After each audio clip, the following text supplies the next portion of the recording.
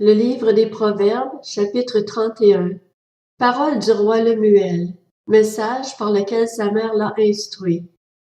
Que te dirai-je, mon fils? Que te dirai-je, fils de mon ventre? Que te dirai-je, fils de mes vœux?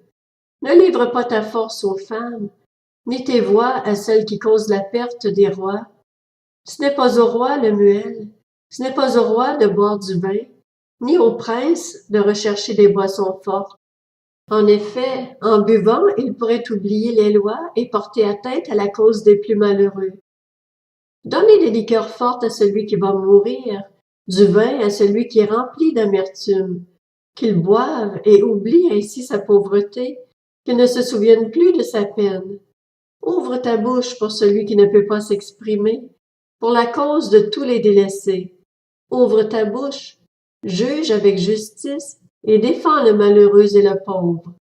Qui trouvera une femme de valeur? Elle vaut bien plus que des perles. Le cœur de son mari a confiance en elle, et c'est tout bénéfice pour lui. Elle lui fait du bien et non du mal tous les jours de sa vie. Elle se procure de la laine et du lin et travaille d'une main joyeuse. Pareille à un navire marchand, elle rapporte ses provisions de loin.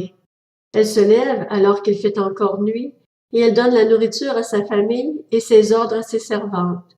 Elle pense à un champ et elle l'achète. Avec le fruit de son travail, elle plante une vigne. Avec la force, en guise de ceinture, elle affermit ses bras. Elle constate que ce qu'elle gagne est bon. Sa lampe ne s'éteint pas pendant la nuit. Elle file elle-même la laine, elle tisse elle-même les habits. Elle ouvre ses bras aux malheureux, elle tend la main aux pauvres. Elle ne redoute pas la neige pour sa famille, car chacun y est habillé de cramoisi. Elle se fait des couvertures, elle a des habits en fin lin et en pourpre. Son mari est reconnu aux portes de la ville lorsqu'il siège avec les anciens du pays. Elle fait des chemises et les vend, et elle livre des ceintures aux marchands. La force et l'honneur, voilà ce qui l'habille. Elle rit en pensant à l'avenir. Elle ouvre la bouche avec sagesse et un enseignement plein de bonté est sur sa langue. Elle veille à la bonne marche de sa maison. Elle ne mange pas le pain de la paresse.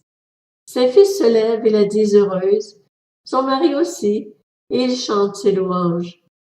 Bien des femmes font preuve de valeur, mais toi, tu leur es à toutes supérieure.